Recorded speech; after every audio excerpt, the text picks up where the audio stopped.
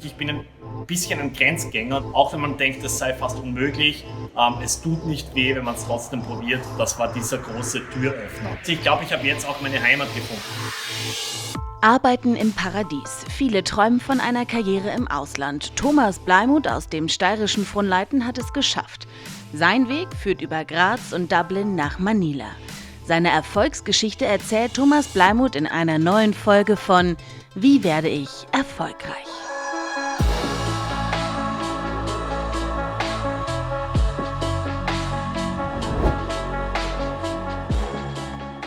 Meine Karriere hat angefangen eigentlich tatsächlich noch in Europa. Also ich habe in Graz studiert, bin ja ursprünglich aus der Nähe von Graz. Und nach dem Studium hat es mich dann zuerst einmal nach Irland verschlagen, wo ich dann bei Google circa ein Jahr lang gearbeitet habe.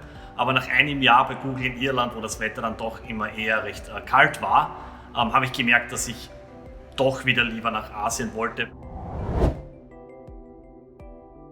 Ich habe schon eine Zeit lang in Thailand und auch in Singapur studiert und dann habe ich mich tatsächlich einfach bei mehreren Firmen beworben und eine davon war Lazada. Also Lazada ist so etwas wie Amazon, quasi die größte E-Commerce-Firma hier in Südostasien. Und die haben mich dann gefragt, in welchem Land möchtest du eigentlich bei uns arbeiten? Möchtest du in Singapur arbeiten, in Thailand? Und mir wurde dann recht schnell auch klar, auf den Philippinen, da spricht jeder sehr gut Englisch. Insofern habe ich dann tatsächlich dem Recruiting-Team in Singapur gesagt, ja bitte setzt mich mit dem Team in Manila in Verbindung. Und das bringt mich schon zu einem der größten Unterschiede, glaube ich, hier auf den Philippinen, ist tatsächlich das Thema Geduld. Man muss den Leuten einfach die Zeit geben und wenn man jemanden versucht, hier unter Druck zu setzen, ist es, glaube ich, schwierig, dann die Ergebnisse zu erzielen, die man sich auch erwartet.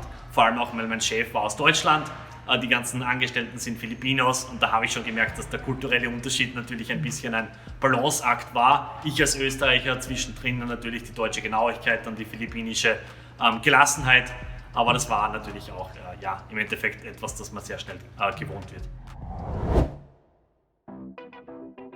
Ich bin ein bisschen ein Grenzgänger und jeder, der auch selbst ein Grenzgänger ist, der sollte seine Grenzen auch versuchen zu erweitern. Das heißt natürlich, wenn man in Österreich glücklich ist und einen guten Job hat und hin und wieder auf Urlaub fahren möchte, dann ist es ja auch okay, in Österreich zu sein. Aber jeder, der weiß, tatsächlich, ich könnte jetzt hier in Asien, in den USA oder auf den Philippinen einen Job bekommen, es tut ja nicht weh, sich einfach zu bewerben und dem Ganzen eine Chance zu geben. Aber tatsächlich für mich das Um und Auf ist, wenn man versucht, beruflich ins Ausland zu gehen, ich würde das Land vorher auf jeden Fall ein-, zweimal bereisen, um mir sicher sein zu können, ob es mir denn tatsächlich auch Spaß macht. All the hair on my finger is gone. Yeah, it's milk.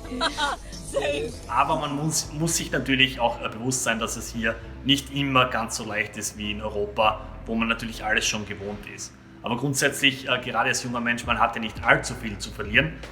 Es ist eine super Herausforderung und man kann natürlich auch davon profitieren, hier in jungen Jahren natürlich schon Führungspositionen einzunehmen. Also ich hätte es mir auch nicht gedacht, dass ich zum Beispiel hier mit 26, 27 schon Teamleiterpositionen einnehmen könnte. Also ich denke, der größte Gamechanger war tatsächlich diese Rolle bei Google. Man liest immer wieder, einer von 200 Bewerbern hat vielleicht eine Chance, bei Google einen Job zu bekommen. Ich habe es trotzdem versucht, bin tatsächlich in mehreren Interviews eingeladen worden und habe dann den Job bekommen. Und da, glaube ich, der Hinweis an alle Leute, also auch wenn man denkt, es sei fast unmöglich, es tut nicht weh, wenn man es trotzdem probiert. Und sei es nicht Google, es gibt auch andere Firmen, für die sehr viele Leute arbeiten möchten, sei es jetzt Facebook, Microsoft, wie auch immer. Also der heiße Tipp, wenn man vor allem in Europa für ein großes IT-Unternehmen arbeiten möchte, in Irland, in Dublin sind all diese Firmen beheimatet und die suchen Leute mit diesen Sprachkenntnissen, sei es jetzt Deutsch oder wie auch immer.